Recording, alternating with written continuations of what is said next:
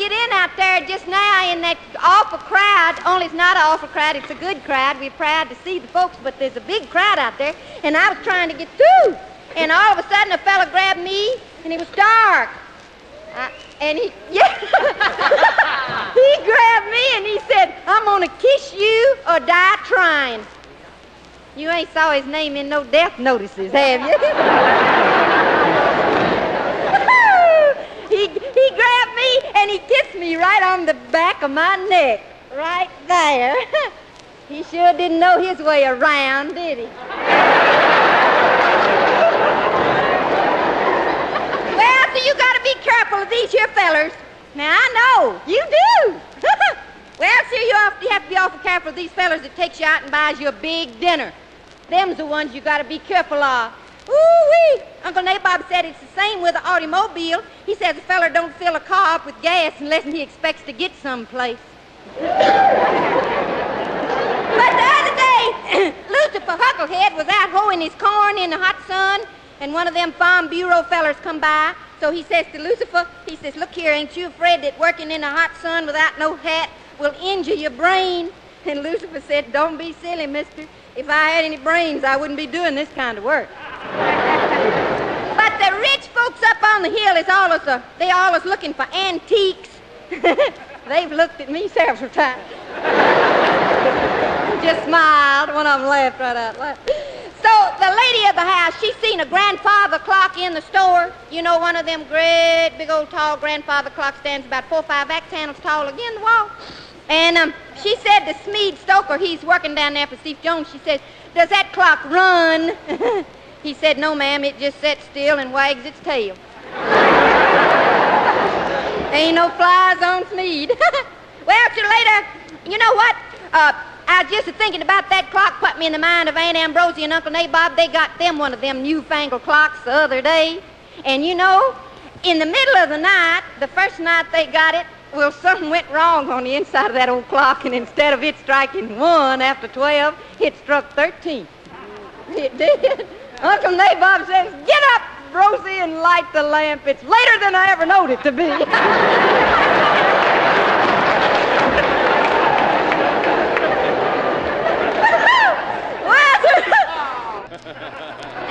There's a lady got on the bus today when I was on there, and she asked the driver for a transfer.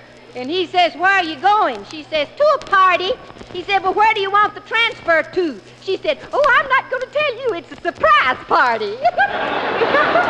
Oh, I'm glad I'm not silly like that. Well, I was standing on a street corner, and a great, big, handsome hunk of man come up and tapped me on the shoulder and says, how's it going, Minnie? Oh, Ernest. Oh, you great, big, handsome throbador. It's Minnie. It's troubadour, honey. Troubadour. Well, honey, any gal that goes out with you is bound to get a throb. If you ask me, and I do hope you ask me. Say, Minnie, looky now, honey. Looky, stop all this kidding around. You know, a gal like you has no trouble getting a fella. You with your personality and charm and style and good looks and nice figure. Oh, Ernest, that's what I like about you. You have such a strong character and such weak eyes. Ernest, Tub, do you know how old I am? Why, no, Minnie, I don't, but you don't look it. Oh, shut up. Minnie, whatever your age is, you certainly carry your years well. Well, thank you, Ernest, but it ain't hard to carry your years well if you drop off a few every once in a while. Oh, Minnie, you ought to come down to Texas, honey. Yeah. We've got plenty of real he-men down there, and their main interest is beautiful women and fast horses. Yeah, that's the trouble. Last time I was in Texas, one of them tried to throw a saddle on me. Ernest, did you ever hear tell of a feller down there in Texas by the name of what you call the Wildcat Willet?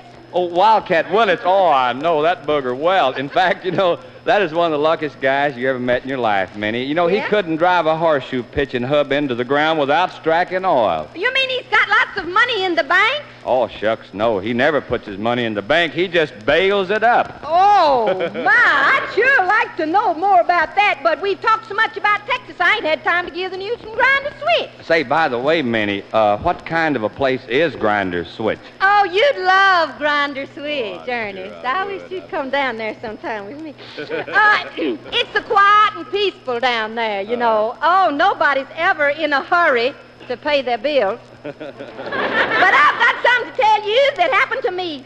The other night, there's a new feller down there at Grinder Switch, and he asked me to go for a ride with him in his car, and he drove me away out in the country. I thought at the time it was going a little too far. And he parked the car, and he said, "How about a little kiss?" And I said, "All right, if you'll put the top down so we can see the moon and the stars." Well, so he went right to work, and he had that top down in about 35 minutes, and then wait a minute. You mean it took him 35 minutes to get the top down? Yeah. Why, shucks, gal, I could have my top down in 1 minute. I know, Ernest, but you've got a convertible.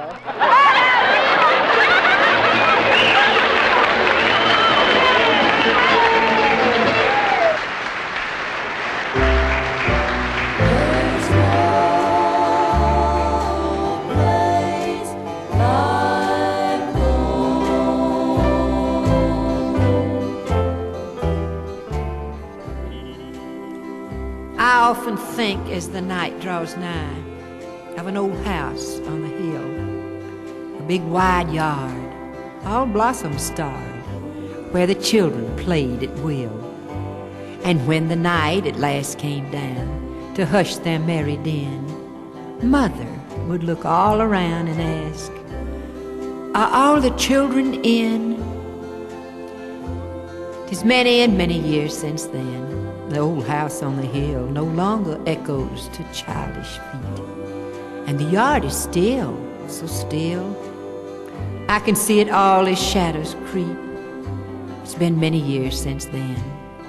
But still I can hear my mother ask, "Are all the children in?"